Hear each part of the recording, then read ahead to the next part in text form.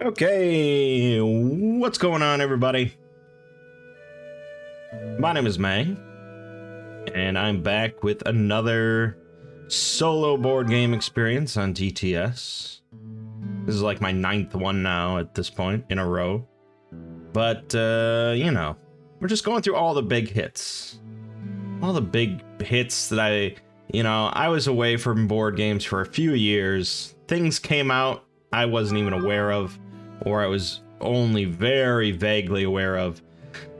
So, you know, we're just going through all the ones, basically, I can play solo, for the most part. Not all of them. Not all of them.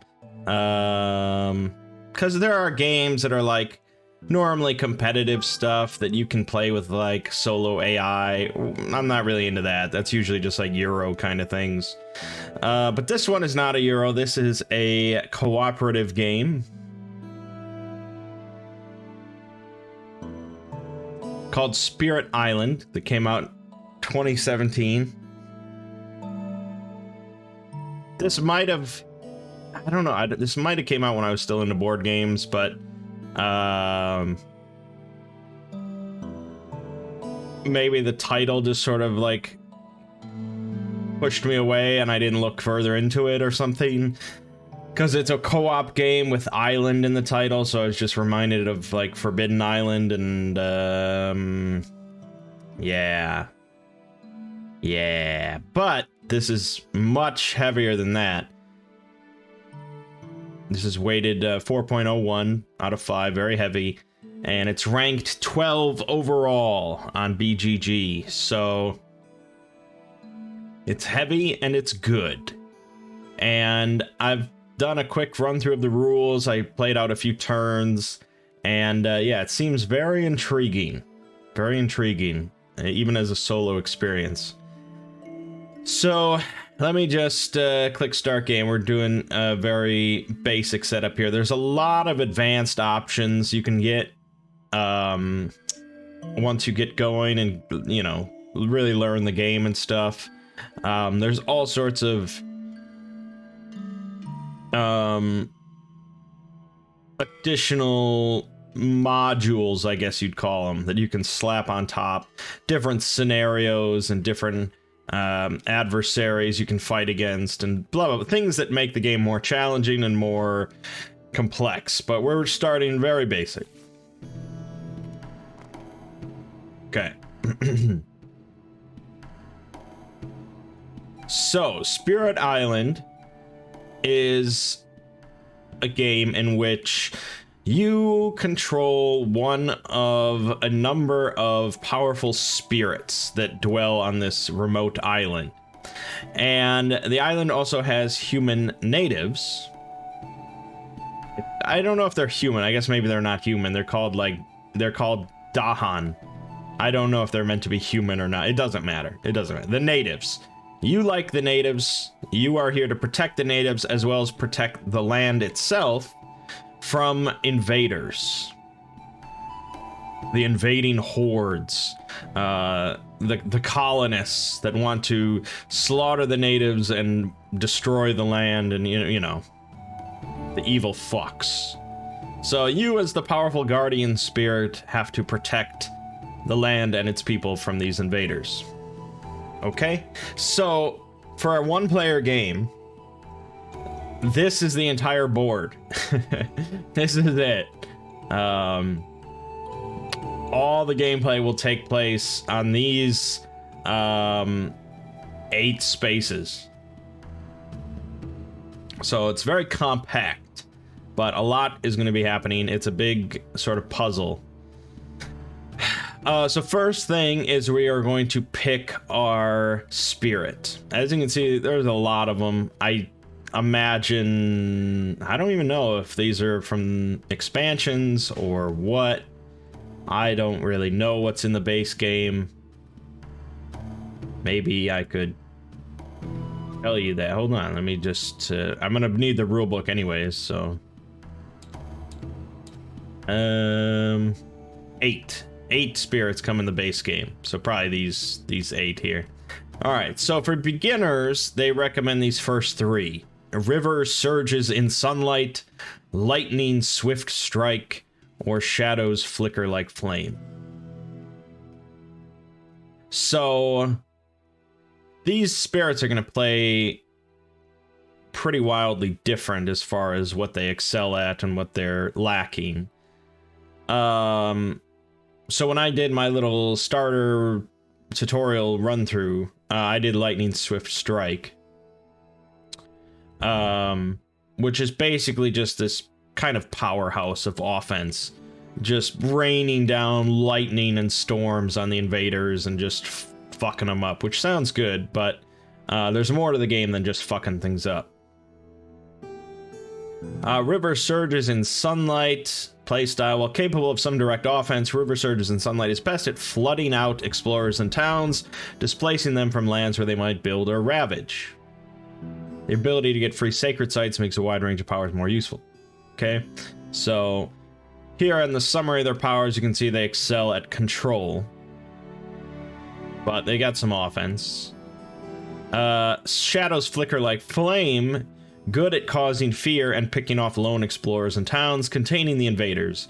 Not so good at massive damage. May need to rely on allies to handle thoroughly colonized land. So they're best at fear, which is a concept we'll get into. They've got some offense, they've got some control, and they sound kind of cool, so let's go with that. So we're gonna not play with aspects. We are gonna play with progression, and we're gonna choose that. Progression is just sort of the starter tutorial thing. Normally, you basically get to pick whatever new power cards you want to add to your hand of power cards. The progression system just builds this deck for you, and you go down a list, and it's, you know, this is the next power card you should have, then this one, you know. So it gradually makes it more complex instead of just saying, here's your bunch of power cards, pick what you want. So for us, that works all right. All right, so here's our actual player board.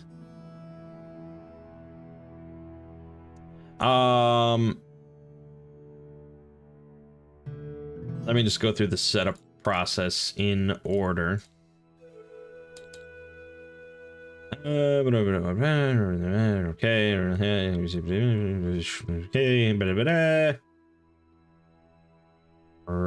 All right. Okay. So we're gonna put apparently 3 presents. I have to flip this to double check. All right, put 3 presents on your starting board, 2 in the highest number jungle, and 1 in land number 5. So when it says starting board for one player, it just means this. This is the only board. So put 3 on the board, 2 in the highest number jungle, and 1 in land number 5. So there are different types of land on the map. So this green stuff, that's jungle. I think the gray is mountains. The brown is sand. This sort of light blue is marshlands, or I'm sure it says somewhere.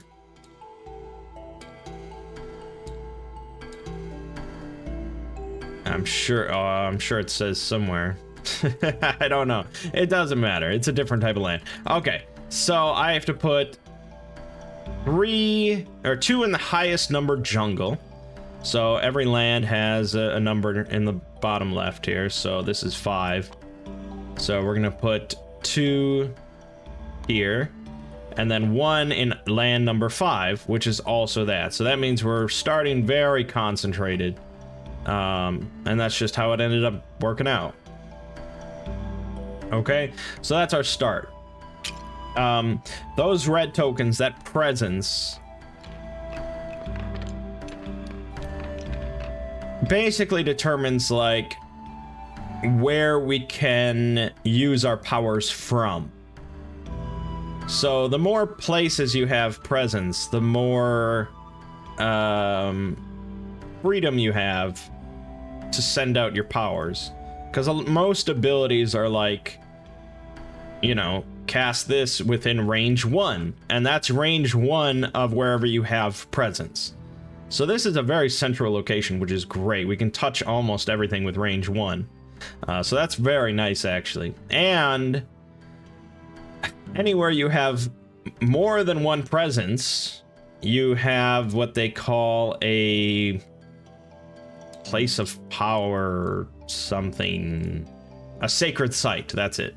So some abilities require you to cast it from a sacred site where you have more than one presence. All right. So that's that set up. Then I have to do the first exploration. So marshlands, I'm pretty sure is what it is. So, oh no, mountains. I'm sorry, I'm an idiot. Mountains. So we're exploring the mountains, which means that we look on the board wherever there are mountains. If it's adjacent to the ocean, or if it's adjacent to a city or town, we add an explorer. And only one explorer will be added to any qualifying location. So even though this mountain here is adjacent to a city and a town, we're just adding the one. So explorers are on the board. These are the basic, you know, basic invaders, obviously. And there's not like different levels of these units. There's not like explorers and soldiers and ravager, you know, it's all just explorers, and then a step up from that is a town, and then a step up from that is a city. So what these explorers are going to do primarily is this card, which we flipped over from the explorer deck, that determined where we're placing in these explorers, and then next round it's going to shift over into the build section, and they're going to build in those spaces. So they're going to build towns in both of those spaces if I don't deal with them. And towns are harder to get rid of than explorers. Explorers just have to take 1 damage and they die. Towns need 2 damage, and cities need 3 damage. And you have to do this all in 1 turn. Any partial damage done to something like a town or city goes away at the end of the round. So cities are a little tricky to deal with.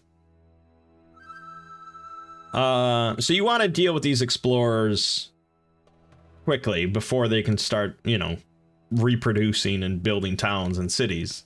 Because you got too many towns and cities on the board, you've got issues because they're a little trickier to deal with compared to just like explorers. The lightning dude, he had a spell that did 1 damage to every invader on the board, which basically means he wiped out every explorer.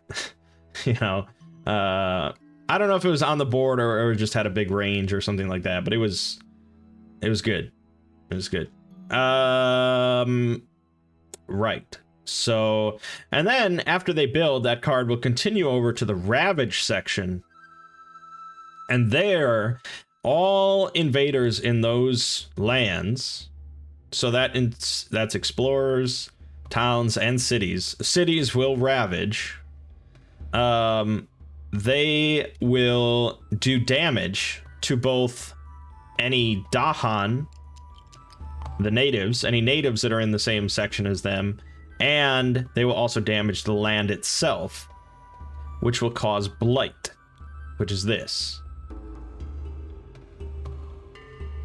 So, blight is bad.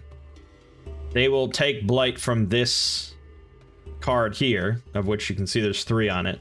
So they'll be taking blight from this card and putting it on the board. If there's ever 0 blight on this card, I lose. So that's like the principal way you would lose, generally, is if they just fuck up the land.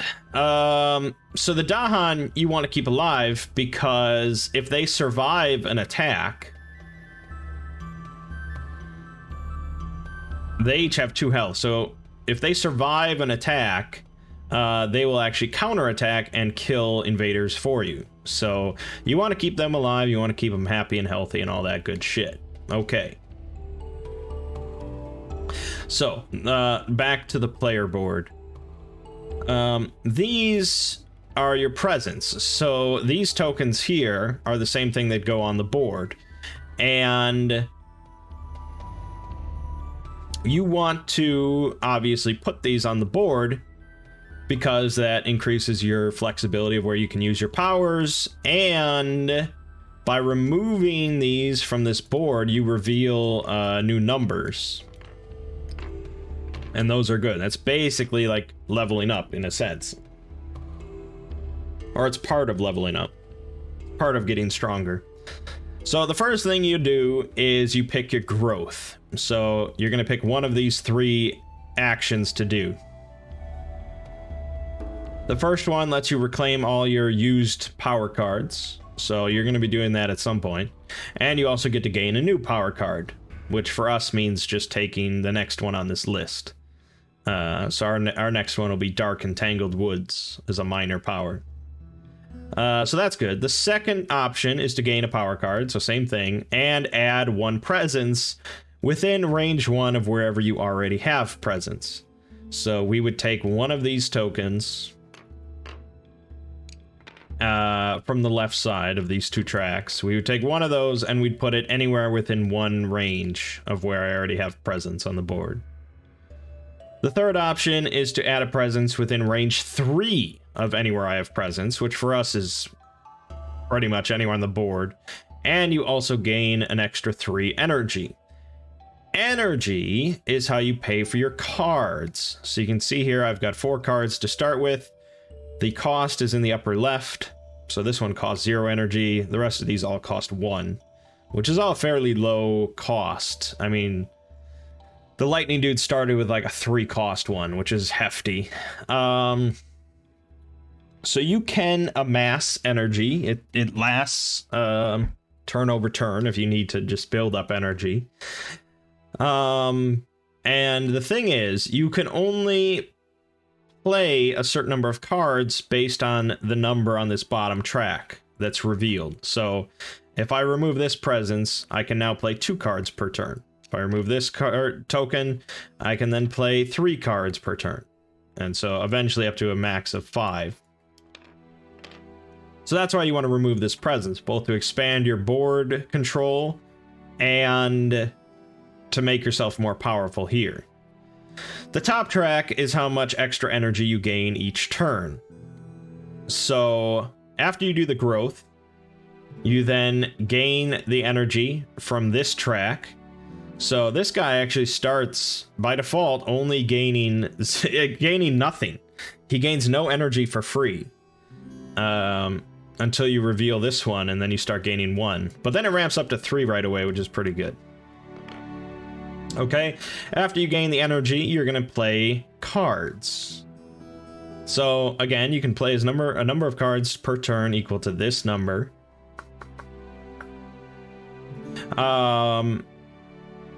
And cards, you can see it come in 2 different colors. Basically red or blue. This corresponds to a fast action, a fast card, or a slow card. The blue is the slow. And what that means is, after you pick your cards and put them down, then any cards you have that are fast are going to activate right away. You're going to be able to play those immediately. Any ones that are slow have to wait until all the invader actions happen.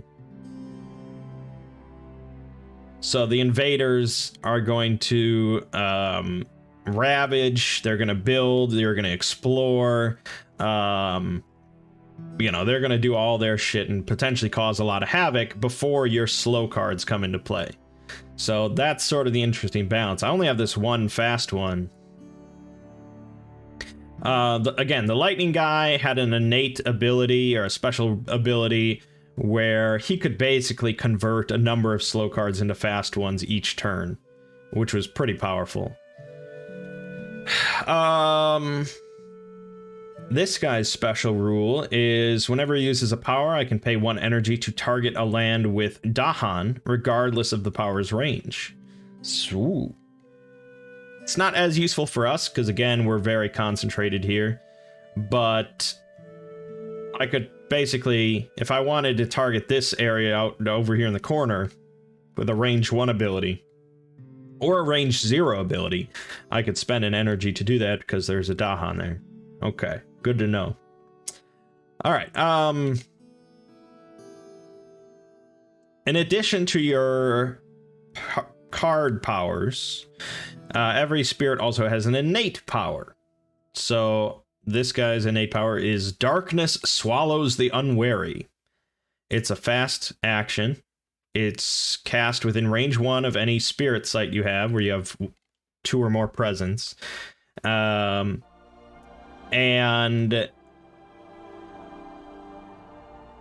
this power is based on the element symbols.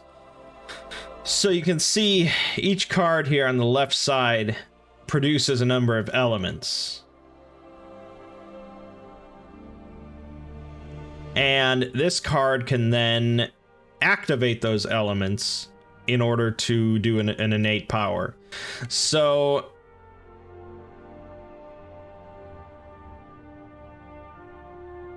you can't stack up elements. They don't accumulate in any way. It's basically just your innate power checks the cards that you played and looks at how many element symbols you have, and if you have enough, you can then activate this power for free, basically. So it's just an additional thing to do. So for this one, all I need for the base effect is 2 white symbols and 1 orange symbol, which, you know, I could just get with that, and this handy mod tallies it all based on the cards, so that's pretty handy. So with that, in addition to playing those 2 cards, which I can't actually play because I can only play 1 card, so I can't actually do this yet, but I could use this ability to gather 1 explorer, which I think just means like pulling or something, pulling him in, or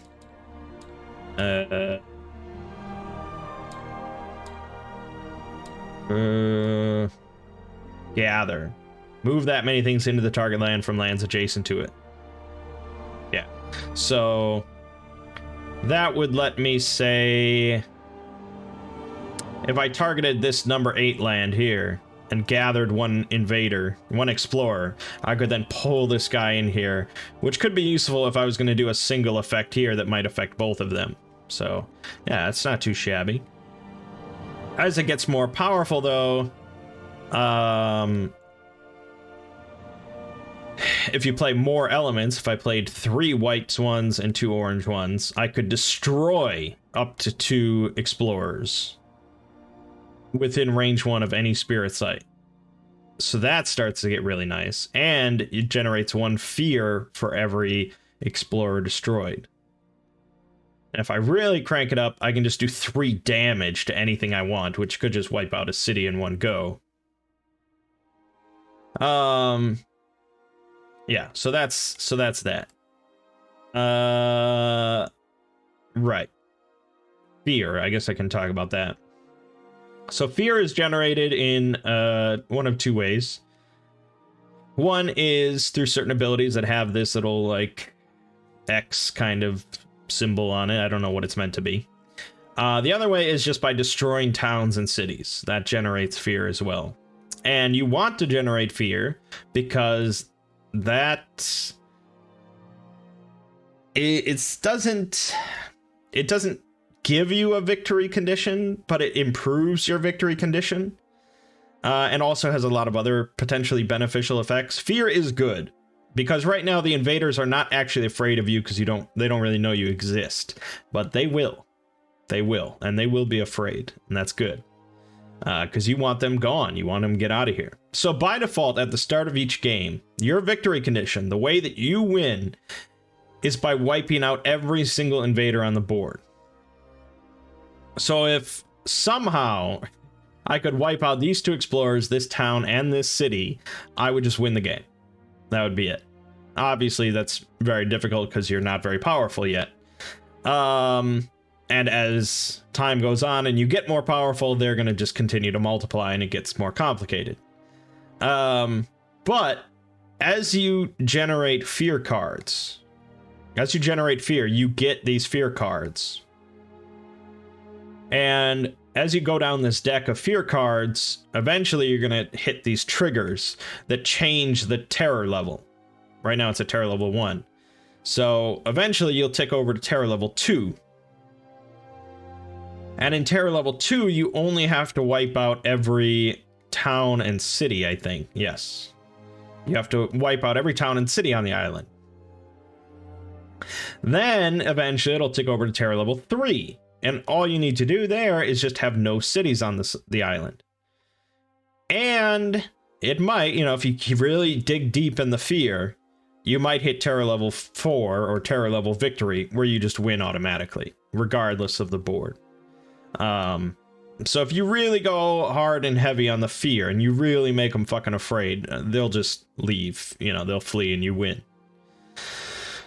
But all that is obviously easier said than done. They don't really want to leave. Okay, so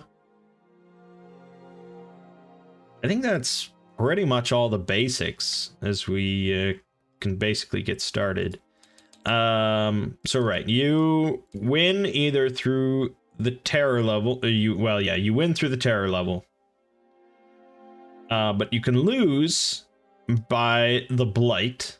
So if all the blight comes off that card, and when they ravage the land during the ravage phase, they will generate blight unless you somehow stop it.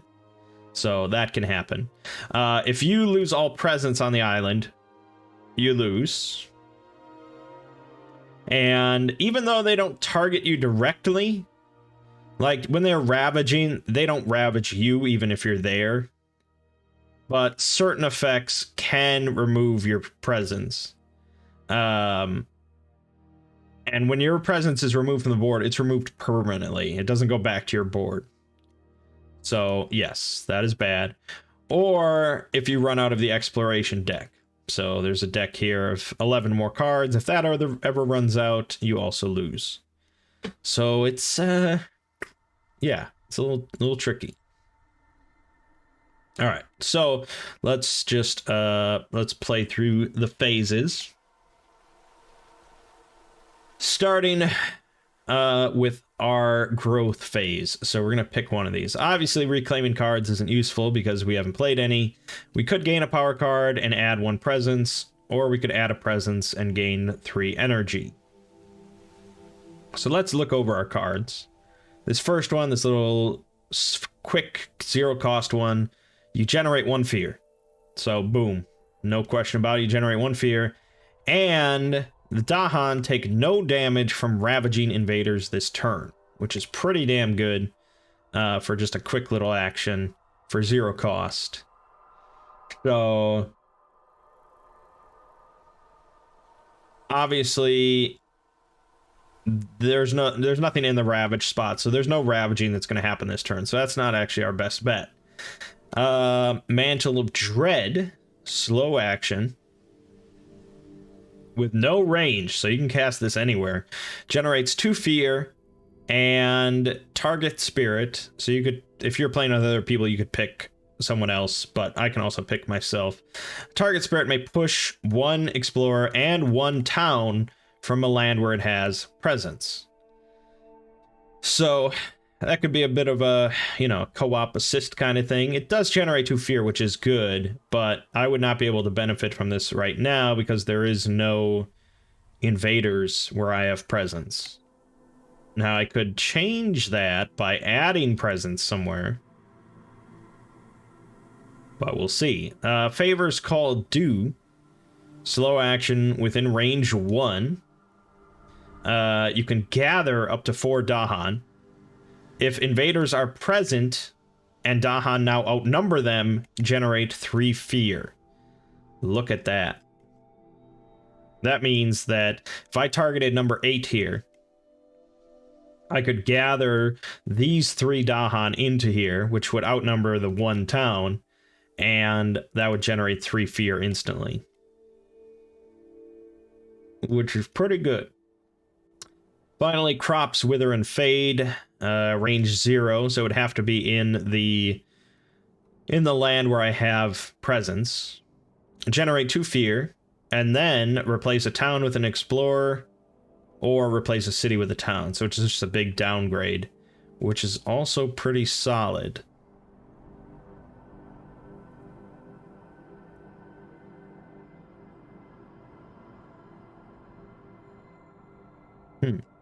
Okay.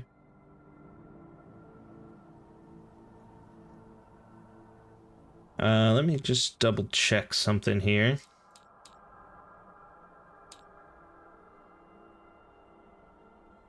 But I would have been.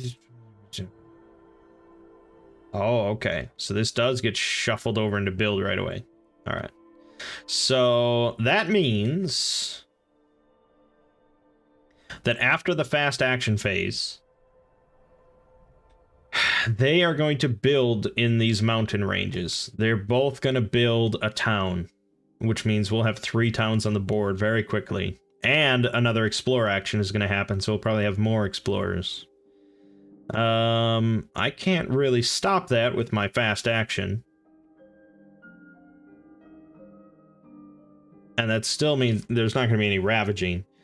I might be able to deal...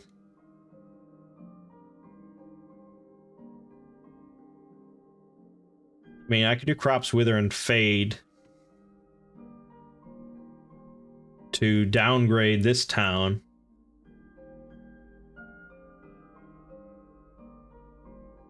I can't kill.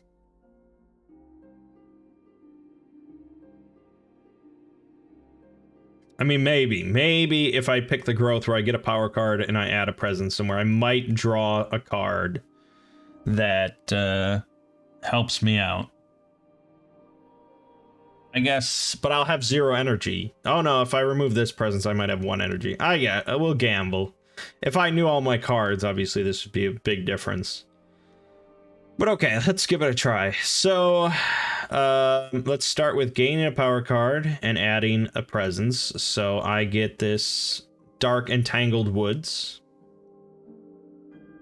So this is a fast action, costs 1, generates 2 fear, and if target land is mountains or jungle, it defends 3. Which means that I add a token to there that basically provides it 3 defense against any attackers.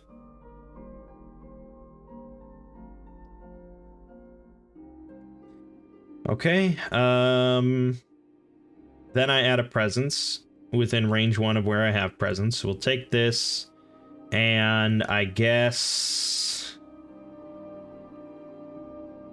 do I actually want to cast this?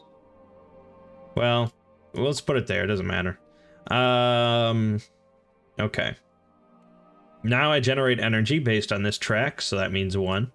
That's the highest open number there. Okay.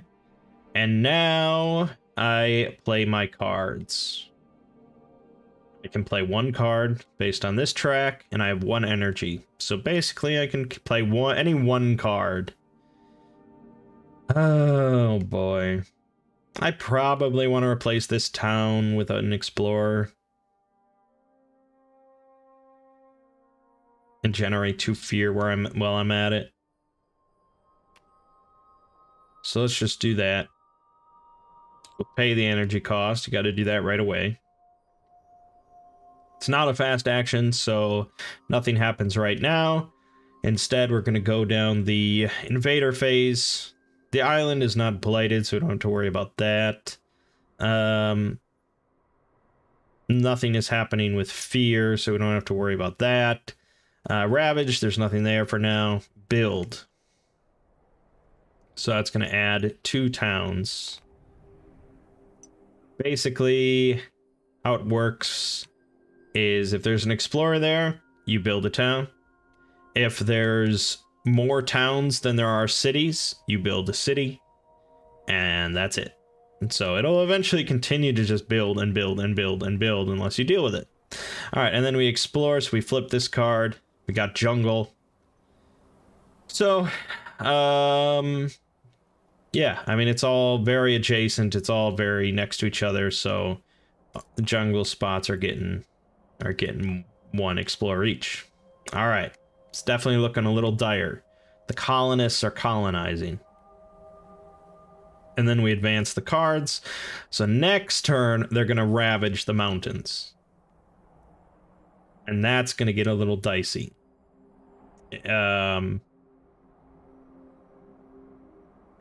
Essentially, let's go over the rules one last time here. Okay. Wherever there are invaders in the shown lands, they deal damage. 1 per explorer, 2 per town, and 3 per city. So cities are really painful. This is done to both the land and any Dahan that are there. So if they were to ravage right now, this one, the town would do 2 damage, the explorer would do 1 damage to the land. If the land takes at least 2 damage, it gets blighted. We add another blight token. So that would be bad. Over here, it would do the same thing, 3 damage to both the land and the Dahan. So nothing is protecting the land, so that would get blighted. The Dahan each have 2 health. So we'd kill 1 Dahan. No, I shouldn't have done that. Whoops. This mod just makes it disappear immediately. We'd kill 1 Dahan, and then the other one would take 1 damage and get flipped. Now, he would heal that at the end of the round, just like everything else. But in the meantime, since he survived the attack, he would be able to counterattack. Okay, so the Dahan would then get to do 2 damage to the invaders, which means that essentially that survivor could wipe out this town. So yeah, the Dahan are useful. They can do some good damage if you can keep them alive. And that's where the defense tokens come in. Like the Dark Entangled Wood puts defend 3 in a mountain or jungle. The defend 3 soaks up 3 damage. And it soaks it up for both the land and the Dahan. So yeah, the defend tokens, very useful. Because then if I defend the Dahan, they both could counterattack. And just, obliterate them. So it's good. Alright, that's that. So now it goes to the slow action phase. So now, anywhere where I have presence... And now I probably could have planned that better if I would have realized that they were going to build towns there. I should have put it here instead. Let's pretend I was smarter because we're learning. Let's pretend I was smarter. So first we generate 2 fear. So there's a fear pool. There's a pool of fear tokens here. It's 4 per player, so we're always going to have 4 in the pool. We're going to take 2 from the pool and put them here into the generated fear section. Whenever the pool is empty, we draw a fear card, and then everything goes back into the fear pool and it resets. So every 4 fear we generate, we're going to draw a card. That's how it works. So that's fine. And we're going to replace a town with an explorer. So let's do that. Let's get rid of that and bring out another explorer. Alrighty. And that's it. I don't know where this goes exactly. Okay. And that's it. So we pass time. It gives a quote about time for some reason. And then the next round starts.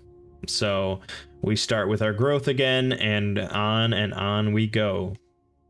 So now, if I really wanted, I could reclaim this card that I spent that's in my discard pile and gain a new power card. I don't think that's the best option.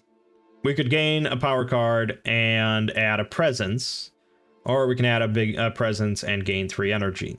So you have to sort of decide. 1 energy is not great. And we're going to add a presence no matter what. I'm thinking it's going to be this 2 card play Because I have a lot of low-cost ones. We definitely want to play this one to defend. So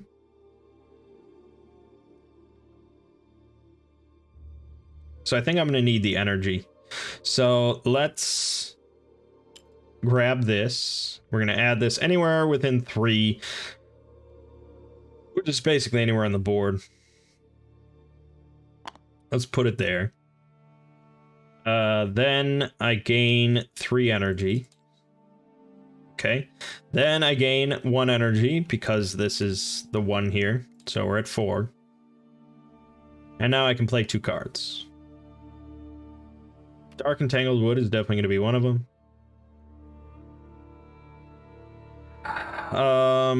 Concealing Shadows could be another one. Dahan, take no damage from ravaging invaders this turn. Which isn't bad. Land would still get blighted. I can only defend one of those 2 areas that are going to get ravaged. So this would let me push 1 explorer and 1 town from a land where I have presence, which means that I could just clear this out. And that would protect that, which I think is the best way to go. So let's cast that. Okay. So those are my casts. Now I could... I do have the right things to cast Darkness Swallows the Unwary. So I could gather 1 explorer basically anywhere.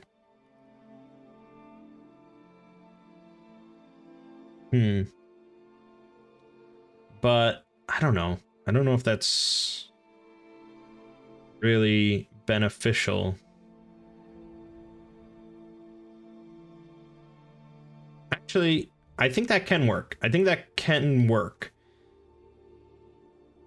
Okay, so that's range 1 of wherever I have the spirit, whatever. So if I target here and I gather 1, I'll pull this guy here. I'm going to be then pushing these other 2 away. This guy will ravage, but he only does 1 damage, which isn't enough to blight the land, and isn't enough to kill any Dahan, and then they'll kill him, and I'll feel good about myself. So I like that. Alright.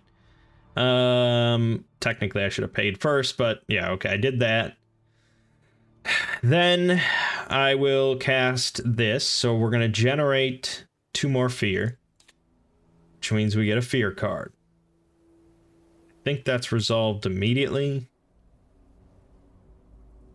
Oh, it's resolved during the fear step, which is going to be right now. Alright, let's flip it. Alright. So depending on what terror level you're on, you get a different effect. Wary of the Interior, we're in terror level 1. Each player removes 1 explorer from an inland land. Okay, so inland is anything that's not adjacent to the ocean. So that's going to be 4, 5, 6, 7, 8. So I can remove 1 explorer. Just gone. Just fucking gone. Ideally, I'd remove it from here, but we'll get rid of this guy. See ya. Okay, and that's it. That was fear. So yeah, fear is always good. You always want to generate fear. It's handy shit. All right. Next, we ravage. So we're gonna do all those ravage steps. Oh wait. Oh, I didn't even do this. Right. I generated the 2 fear, and then I did this. So that is a 3 strength defense. Yes. Yes. All right. That's that. So now we did the fear thing, and now we do the ravage.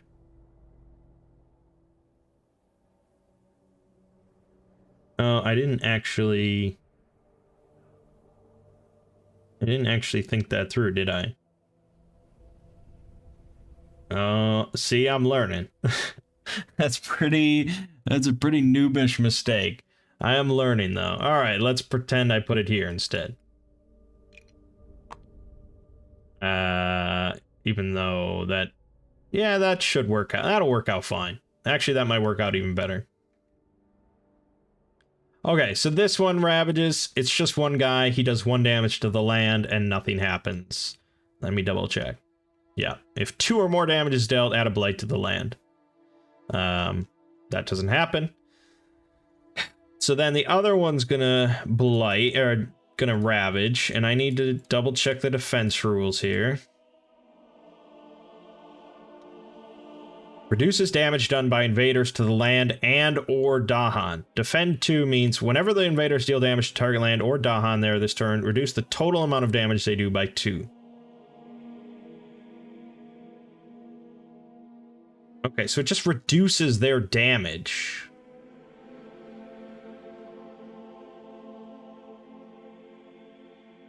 And then it goes away at the end of the turn. So altogether, they would do 1, 2, 3, 4 damage. It gets reduced by 3, so they do 1 damage to the land, which doesn't do anything, and they do 1 damage to one of the Dahan, which doesn't kill him. Okay, now the Dahan, the survivors, counterattack and do 4 damage, which is enough to kill all of it. Okay, great. Now, since I killed a town, I generate a fear. I think even if the Dahan do it, I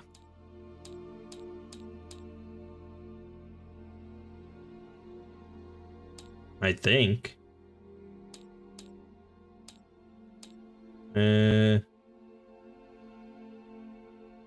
Yeah. Right. Okay. So destroying a town generates a fear. Destroying a city generates 2. All right, that worked out after I sort of course corrected there. Oh, and I generate another 2 fear because of this card. Oh, that's at the end of the... Okay, no, we're not there yet. We're not there yet. All right, so ravaging is done. Now we build in the jungle.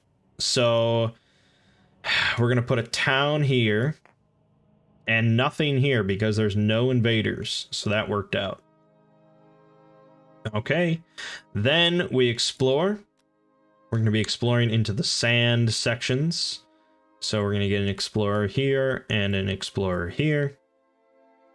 And then this gets shunted over. So next they're going to ravage the jungle, which this is a big problem. Altogether, they're going to be doing 6 damage to this jungle, which is painful. That's a lot to stop. But alright, now my slow card comes into play finally. We generate 2 more fear. And I may push an explorer and a town from a land wherever I have presence. Which actually isn't that great anymore.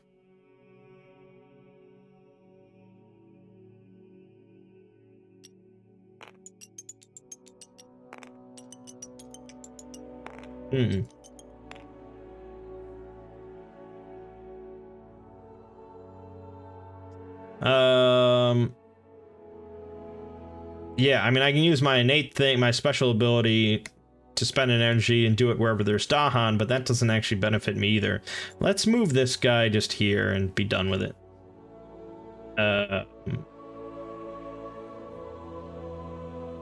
And that's it. That's it. All right. That's the round.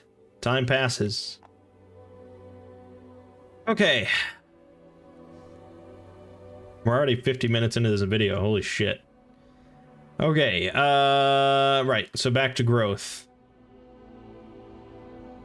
We probably want to gain another power card.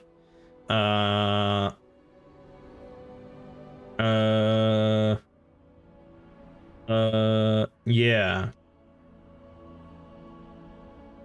Worst case scenario, I gather... Oh, no, but this would be after. Yeah, that wouldn't work out. Yeah, I think the land's getting fucked. Let me double check the blight rules just to be certain about something. Okay. So even if they did 6 damage to the land, we're only adding 1 blight, which might be acceptable in the long run. Sometimes things gotta get blighted. Okay, so let's gain a power card and add a presence. So let's gain this card. Shadows of the Burning Forest. Generates 2 fear, and if the target land is a mountain or jungle, push 1 explorer and 1 town. So it has to be... it has to be a spot where you have presence, and it has to have invaders in it.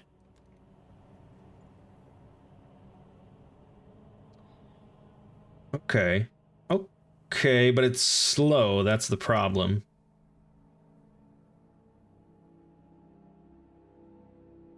Yeah, it's slow.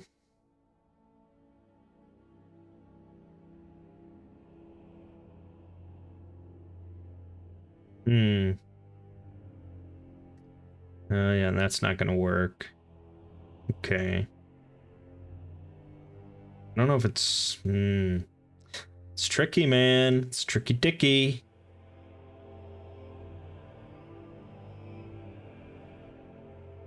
Yeah, it's gonna be ugly. It's gonna be an ugly turn.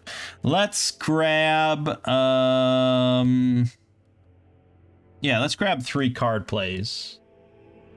And let's put a presence here. I might need that. Yeah, yeah. Let's go with that. Okay, I gain an energy. And then I can play 3 cards. I think we're just gonna play everything.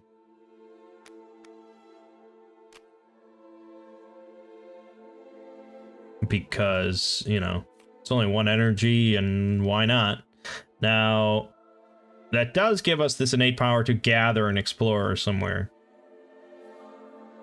which could work in our favor. So let's pay the energy cost. Okay, so we get to do this right now. We generate a fear, which could swing things. Could definitely swing things. We don't get to flip that just yet. Actually, we sort of do. But Dahan take no damage from ravaging invaders this turn, which doesn't matter because they're not threatened whatsoever. Okay, that's... Oh, we could gather the explorer right now.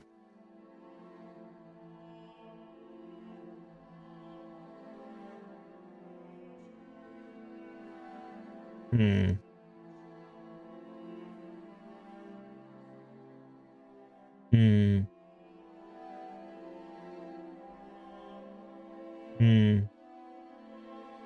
don't know if it's actually beneficial.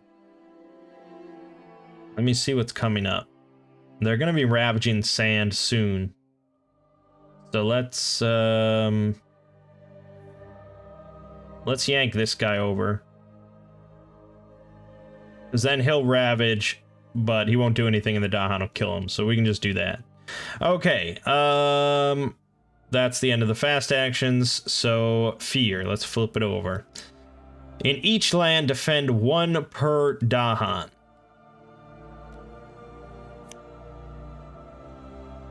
Does that have any repercussions this turn? No. Now, if I could have if I could have made this a fast action somehow and gathered up to 4 Dahan in that jungle area and then gave it 4 defend, it would have been incredible. I mean, that would have been just a fucking power play, but see, that's how it works. It's slow. It's too slow. So I don't think that actually has any repercussions whatsoever, unfortunately. If those tokens stuck around for more than 1 turn, maybe, but it doesn't. Alright, so that's that. Ravaging, let's make it happen. This guy dies. He does 1 damage to the Dahan. Dahan does 2 damage to him. He dies. This 6 damage, but it gets 1 blight token. Yeah. So, oh shit, adding blight to a land destroys one presence. I forgot about that. Maybe I wouldn't have put that presence there. Whoops. Also, if you ever add blight to where there's already blight, you also add a blight to an adjacent land. And if that land also has blight, it can cascade and really spread the blight. I mean, yeah, we don't have much blight to throw out, so it is what it is. All right, that was the Ravage phase. I didn't think about the removing presence. Yeah, I wonder, is that going to have any repercussions? Probably, yes. Probably going to have repercussions. All right. Building. They're building in the sand. So here we get a town. Here we get a city. Problematic. It's going to be ravaging there next turn. Then we explore. We're exploring in the W something. The wetlands. That's what it is. I finally remembered. Okay.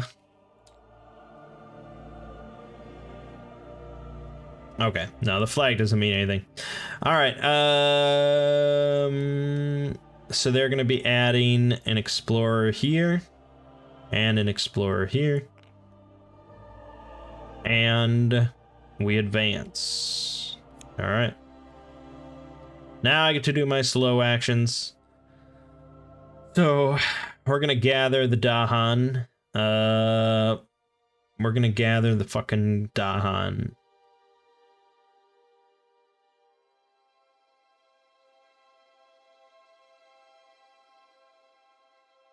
I could gather 3 here, which might be my best bet. You gotta, I mean, obviously this jungle situation is shit, but it might be a while before the jungle ravages again, whereas the sand we know is going to ravage next turn. It's a bit of a bigger priority. Thing is, even if I put 3 here,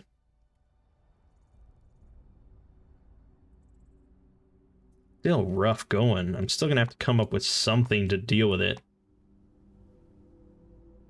Okay, the Dahan do outnumber them 3-2, so we generate 3 more fear, which is great. Then Shadows of the Burning Forest. I mean, we're gonna use it because it generates 2 more fear, but actually, I don't even know if I can use it. I don't think I can. It has to be in range 0 with invaders present. There is no range 0. I don't have any presence where there are invaders. Fuck. It sucks. Pretty sure it gets discarded regardless. Damn. Screwed up. This is a real learning game. Alright. That sucks. Okay, growth phase. I have no cards, so, you know, we either need to gain a power card so I can have something to use, or better bet is to just reclaim all our cards. Let's do that. We gain a power card. It's going to tell us to gain this major power. So this is the super powerful ones. And whenever you get a major power, you have to forget one of your cards and permanently lose it. So one of these is getting gone.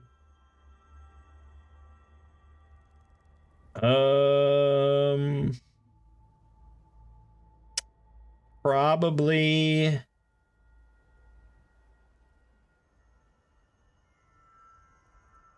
Mantle of Dread's kind of good. They're all kind of good. I guess we'll go with Mantle of Dread. Alright. But we get the Jungle Hungers. So this is a slow card that's used within range 1 of a jungle that I have presence on. You can destroy all explorers and all towns and all Dahan. Jesus. But if I have a total of 2 white symbols and 3 green symbols in my cards played, I can instead destroy a city and not any Dahan. So it's much more potent. Well, it's a different kind of potency, I suppose. This is interesting. This is interesting.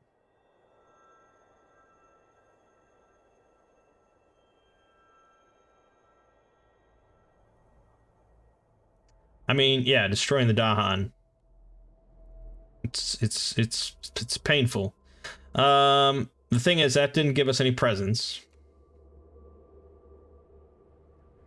So now we just gain 1 energy. And I can play 3 cards. This costs 3 energy to play. Which means I'd be stuck with the 0 cost otherwise. Well, hold on. Well, yeah, okay.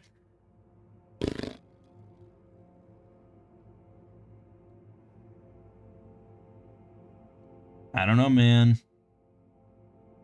I don't know, man. There's gonna be ravaging no matter what, because this is all slow shit. This only gives defense on mountains and jungles, which aren't being ravaged, so that's useless to me. This only protects Dahan, not the land, so there's gonna be some fucking blighting. Gosh, I mean, yeah, you can see where the weight comes from of just like the options available to you and really buckling down with this puzzle in front of you.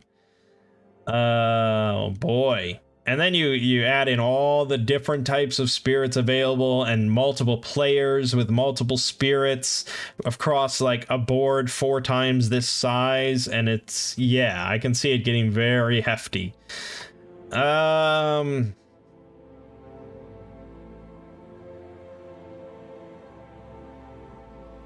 guess. I don't know. That's the real nut buster here, is that as awesomely powerful as this is, it doesn't do jack shit to prevent the blight.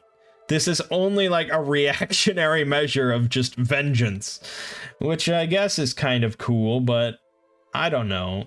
Alternatively, yeah, that's the bummer. This might be one of the weaker solo spirits, because so much of its stuff only affects mountains and jungles, and I'm a little impotent when it comes to the other regions. So these 2 are worthless right now. This would gather up to the 4 Dahan.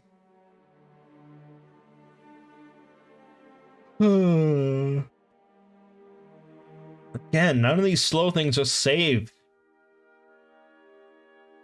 Alright, then let's just say fuck it. Well, no, I have to. God damn it. I don't even know if I can. I have to bank on fear being, like, really beneficial here. I don't know how to prevent either one from being blighted.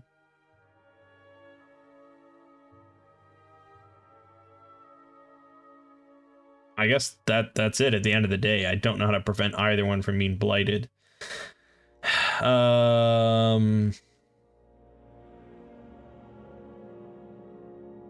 My innate power won't help, because the towns will just do their work.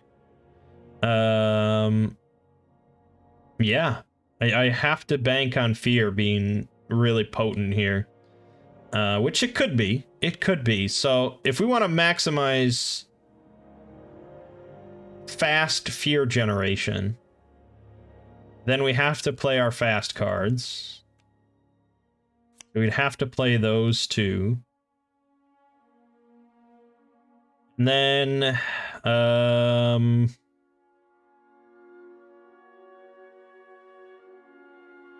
even if I did this, no, it wouldn't be enough. It wouldn't. I could gather 1, but that wouldn't do anything.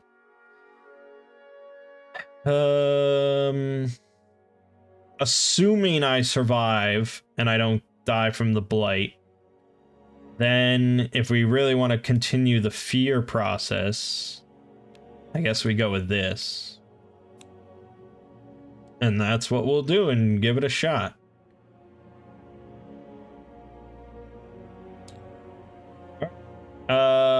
So yeah, fast first.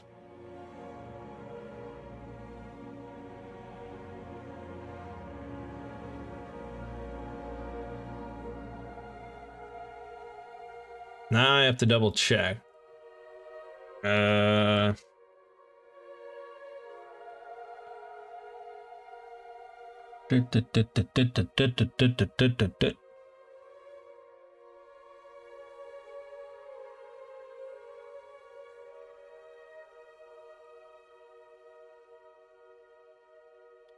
Okay, I think that only affects...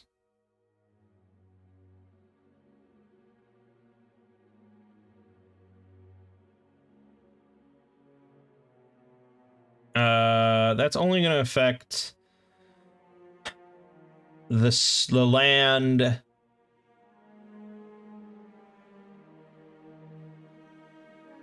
where I play it. Which, right now, I don't have any applicable spots, but I can spend 1 energy in order to do it anywhere where there are Dahan. So...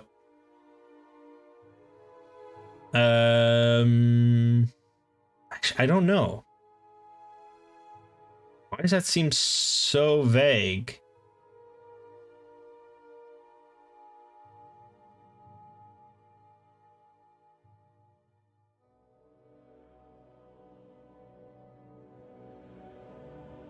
It just says Dahan take no damage from ravaging invaders this turn, but I would imagine,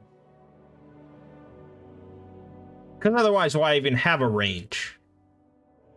Right? Yeah, I'm pretty sure that's only for the spot I play it. So I guess let's play it here, where there's the city and the town, and I generate a fear. Good.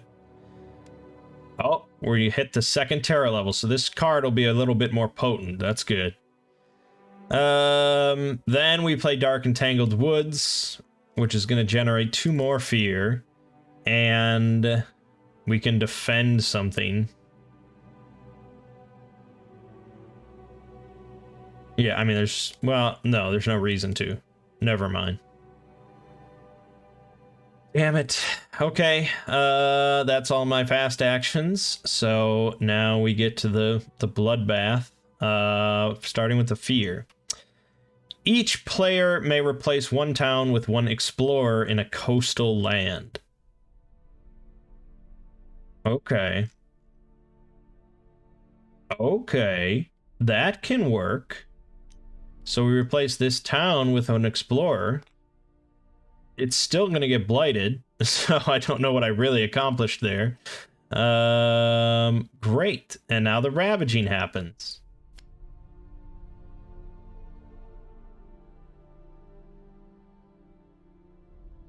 Yeah. Yeah, I mean, that's what it is.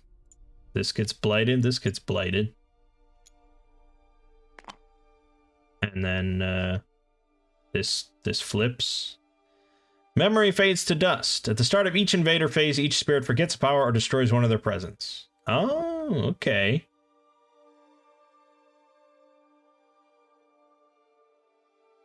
I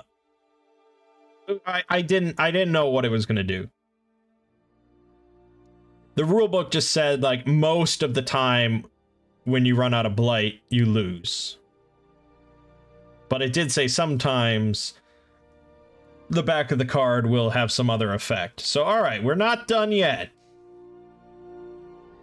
But now, every turn, we're going to either forget a power or destroy a presence. So, yeah, it's not looking good. We're not going to win this, but it's about the journey. Okay, so that happened. One of these Dahan does die, but he does 2 damage, so this guy actually kills both of these.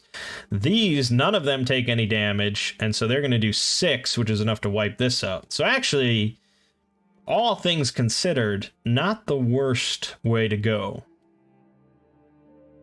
All right, building. Yes, they are going to be building towns in the wetlands. I don't know why they would do that, but they are. Then we explore. They're exploring the jungle. So we put one here and one here.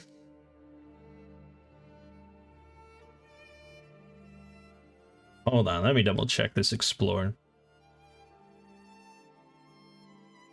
Okay.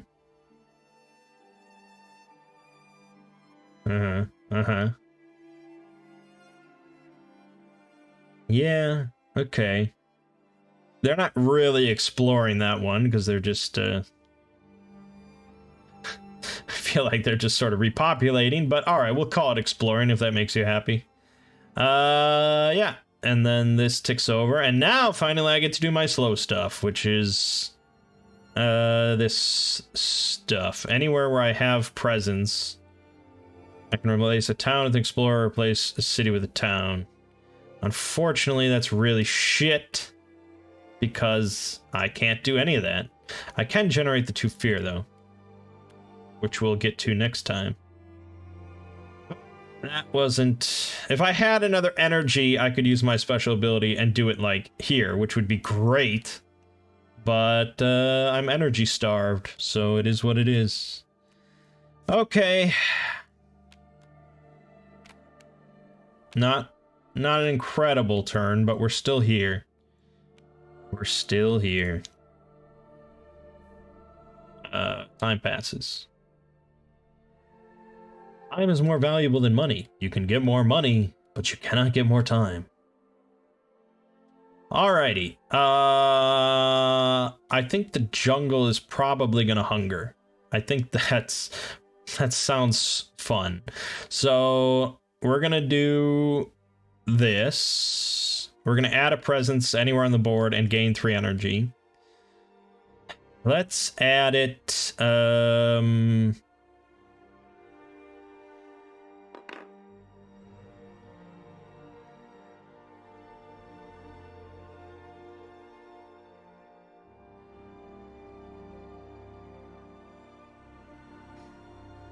Trying to decide. I do have to be careful about blighting my presence, so I don't want to really put it anywhere that's gonna get fucked, which means I kind of want to avoid the wetlands.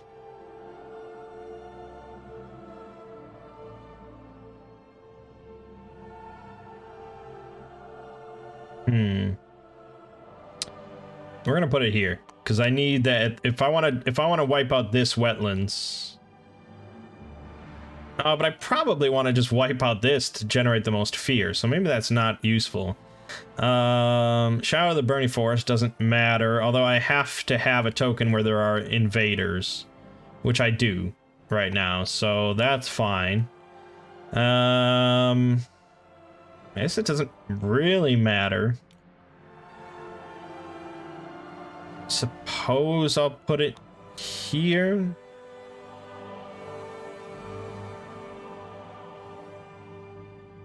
Alright, I'll live with that.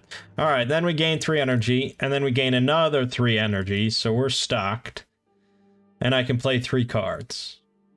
Which, obviously, I'm going to play these 3 cards. There's no doubt about it. They're all fucking slow, though. And the best thing I can do with the innate power to gather an explorer. Pretty much anywhere. Won't really do much. I can't actually pull from here. Alright, let's pull him in. He's gonna get wiped out anyways from the jungle hungering. Okay,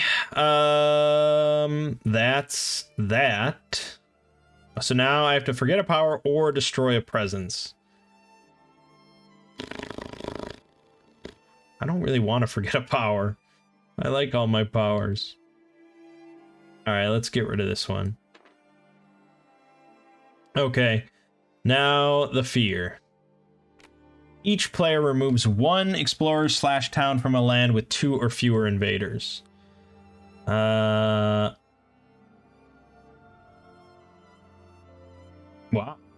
That's kind of good. I can just get rid of this. Works for me. All right. We're actually going to be... Well, no, I won't say anything about that. Okay, that's fine. Ravaging. So this definitely gets ravaged. No ifs, ands, or buts. You can't remove blight, so it just sort of gets worse and worse and worse and worse. Well, I guess you could. I don't know how. There must be cards that let you do it. Can't remove blight. Oh, I didn't pay this. Okay. Right. So that was the ravage. Now they build. So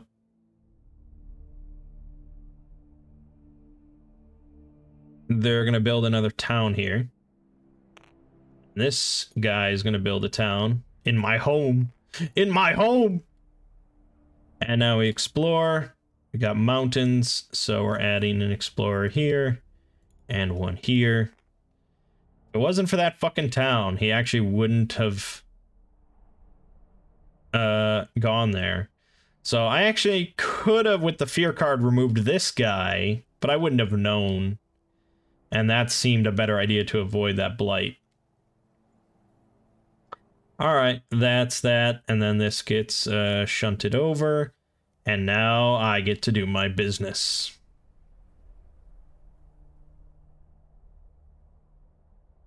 Yeah, let's just start with the jungle hungers. We're gonna do it here, obviously. There's no Dahan here. We destroy all explorers and all towns. So goodbye, goodbye, goodbye, goodbye, goodbye. And that generates 2 more fear for destroying the towns. So that's good. Not too shabby. Then we've got Shadows of the Burning Forest. Doesn't really matter where I cast this. We're just doing it for the fear. So that's another 2 fear. It's another card. And then Favors Called Due. Gather up to 4 Dahan. If they outnumber invaders, we gain another 3 fear.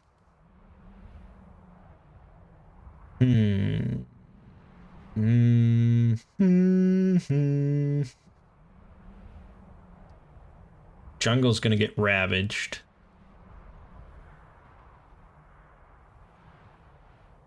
Can I deal with this city next turn is the question. Probably not. But at the same time, let's bring in the boys. Let's bring in the boys. All right, they do outnumber them, so that's another 3 fear. All right, that works. So that was 1, 2, 3, 4, 7 fear. Yeah, that was okay. Works out. And that's the end of the round. Clinging. We're clinging on. I don't know we're really close to winning or anything, but it's exciting. Okay. Growth. Obviously, we're going to go with the reclaiming the cards. It seems prudent. And then I get to gain a card, which is going to be Land of Haunts and Embers. A fast action, 0 cost. Generate 2 fear. Push up to 2 explorers or towns. If target land has blight, you get another 2 fear and push up to 2 more explorers and towns. And then you add a blight. Shit. That is a hefty card. The thing is, you really, I mean, you get a big benefit if you do it in a blighted land, but adding a blight to a blighted land causes it to cascade. and I'd have to spread it again, which means that I'd be down to 1 after that. Now I mean, yeah, I mean, we could really roll through the fear. There's no doubt about that, but shit. I think we're better off avoiding. Well, I mean, we can certainly play it, just not in a blighted land. I don't think that's a problem, especially because. Yeah, I could play it basically anywhere. What's okay? Pushing an explorer off of the mountain right now would be really good to avoid getting the town. So, yeah, all right. We get 3 more energy. We get cards to spend. We're gonna be definitely casting these 2. So those really help. Fast is going to be crucial here. Concealing shadows to prevent Dahan from taking damage. Well, obviously the big question is this part.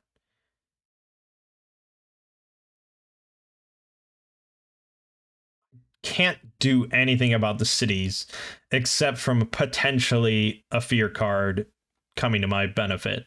Which, I mean, we're generating a lot of fear. There is a good chance of that.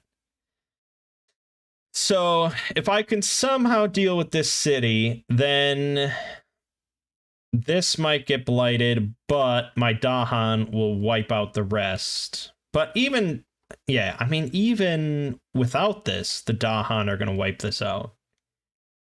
I'll just lose some of them in the process. It might be more beneficial to play a slow card.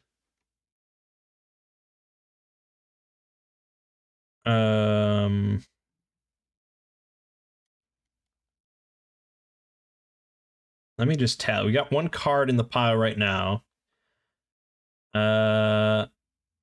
This one will be here. It carries over, actually, so we're generating 4 more fear. So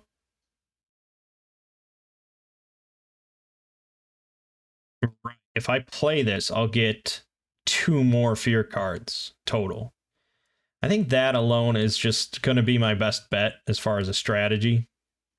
So let's go with it. Let's just go with it.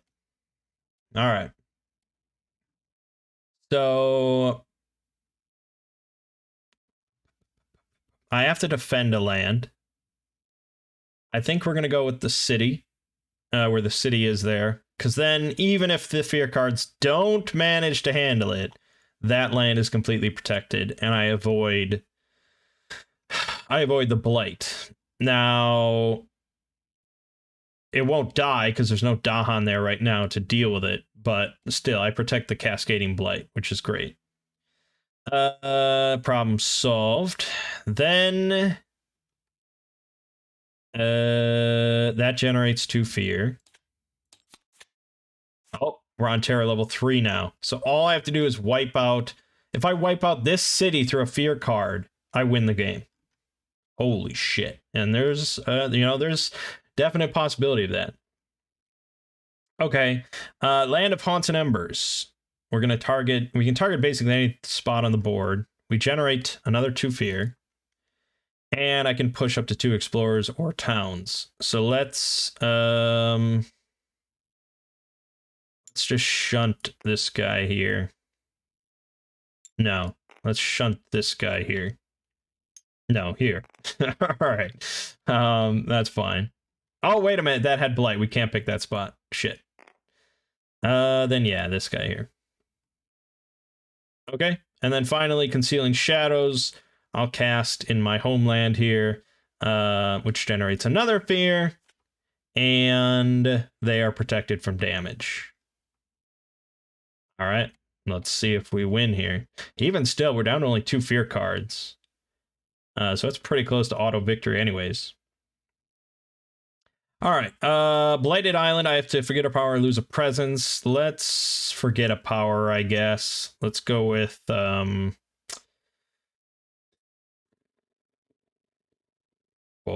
Let's go with Concealing Shadows, I guess.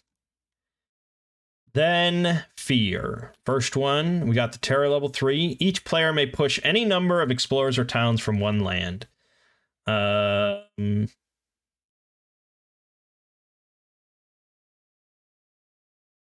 I guess here. Then that sort of avoids any blight. Okay, that's fine. Next, each player chooses a different land. In chosen lands, gather up to 2 Dahan, then 1 damage per Dahan present. Okay, I think this might work out, actually. I think we might win. So, gather up to 2 Dahan. So we're going to go 1, 2. Oh yeah, this is going to work out, baby. So it does 1 damage per Dahan present. So this takes 2 damage. All right. Then finally, seek safety. Each player may remove up to 3 health worth of invaders from a land without a city. Okay. 3 health worth of invaders from anywhere without a city. Damn. If I remove this, he doesn't even get to build. Alternatively, I could just wipe out... I could wipe out this entirely. Or I could ravage this pretty hard.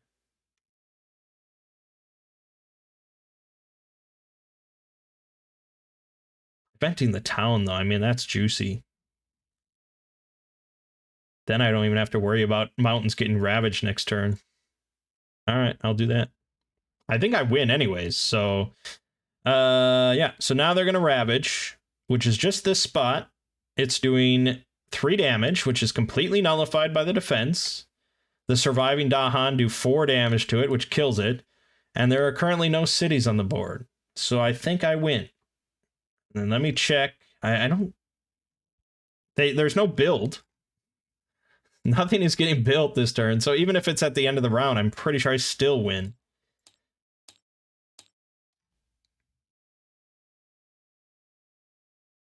You win immediately anytime you meet the current victory condition. Hell fucking yeah, dude.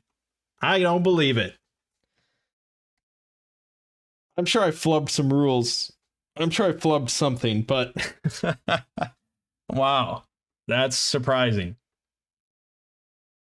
Fear, man. Yeah, that's this guy's real power. I mean, you're just sort of clinging on as you just generate immense amounts of fear. And if you can rush through this fear deck, you're going to fucking win.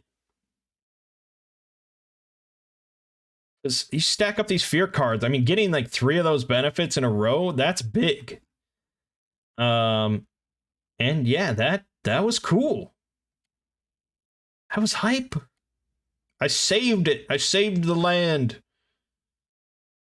Yeah. So I think you can sort of see the potential complexity and amount of options available to you when you consider just the sheer number of spirit cards and how different they play with all their power cards. And you consider interactions between players, and you consider the different scenarios and different adversaries you can go up against. Let me just reload this. So the adversaries are like the Kingdom of Sweden. So they have escalating effects. And you can like pick a level of difficulty, I guess.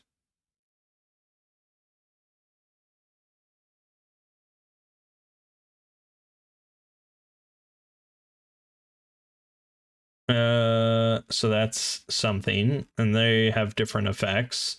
Then you have different scenarios.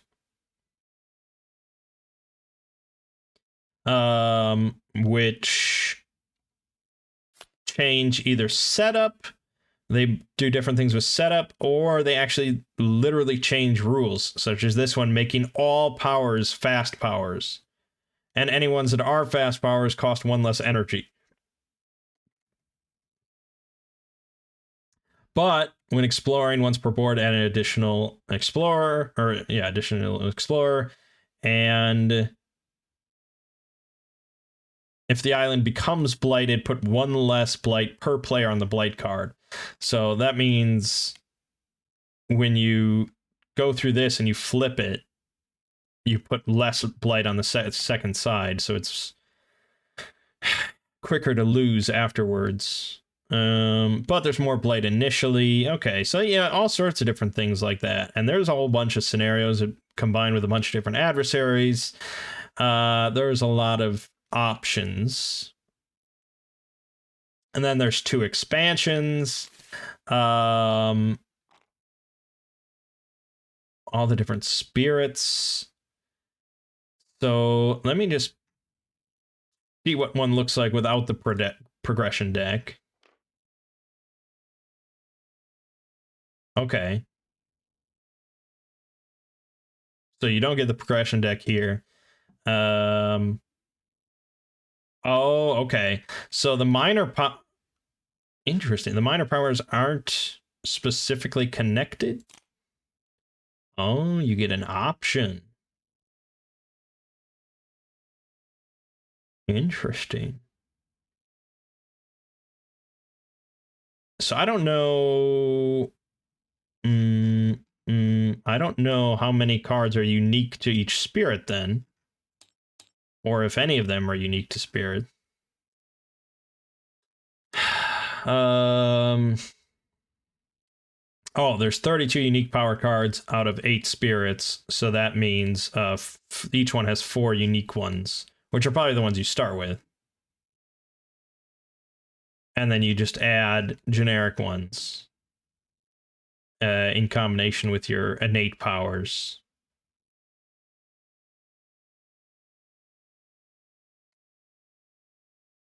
Wow. This one, you can just, for 0 cost, slow speed, another spirit gains a minor power. So just gain another card for free. Dang, that's pretty sweet.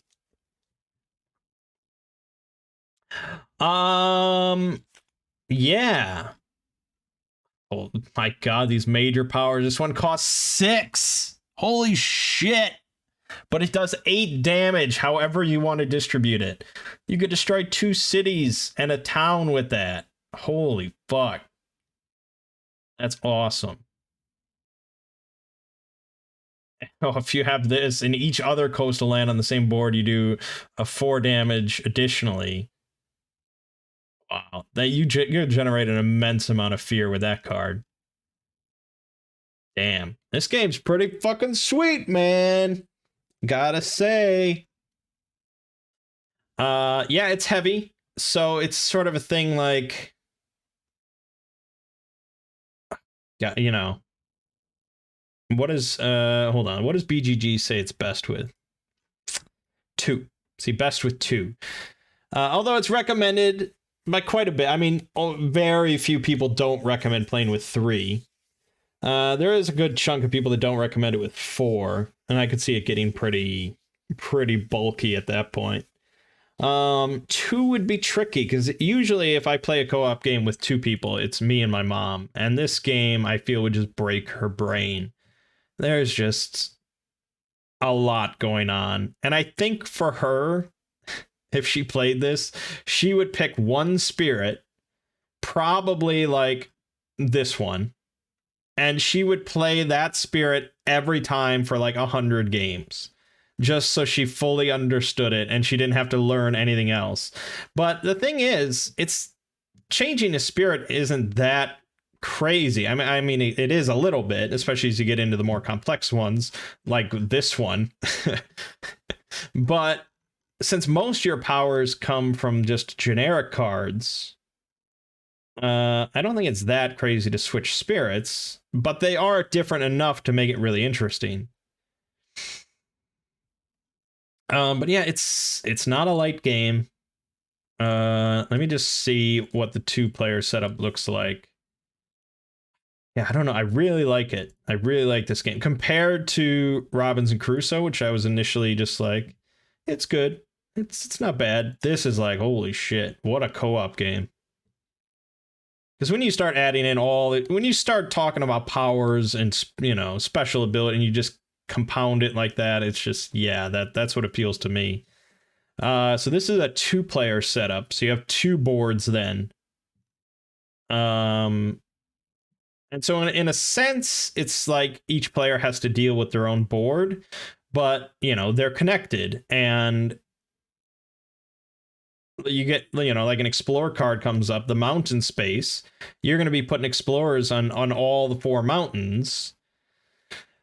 But, you know, one player might not be, like, my card really helped with mountains, and, you know, it's just like, it is definitely a full co-op game, even though each player has their own board to look after. Things are going to be spilling out, and there's going to need to be assistance on different sides, and yeah, it is very cool. How much does it cost? Robinson Crusoe, not cheap, especially if I want that collector's edition. Spirit Island is going for $60, which isn't outrageous, I guess. I mean, you don't get all this content for $60. This is everything. But even with 8 spirits and just the base game, I imagine you could get quite a bit of enjoyment out of it. How many scenarios and adversaries do you get? You get 4 scenarios and 3 adversaries. So yeah, you definitely could get a good amount of playtime just out of the core game for $60. I might go for that. I don't know. It's good.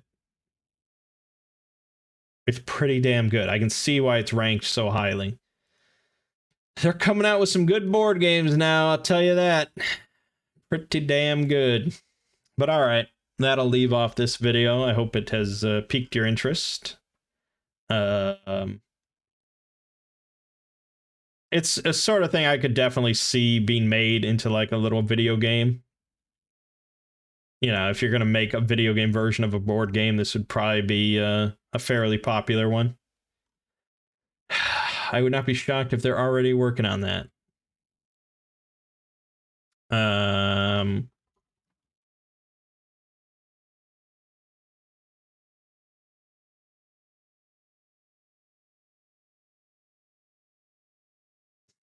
No, they already did work on that. It exists. It's on Steam. It came out in July. Well, okay, I can't really say I'm like Nostradamus then. Yeah, it's rated very positive. It's on Steam, $25. Somehow they made the graphics look like worse. Oh. Wait a minute, what? Oh. It doesn't have cross-platform? Wait a minute, it doesn't have multiplayer?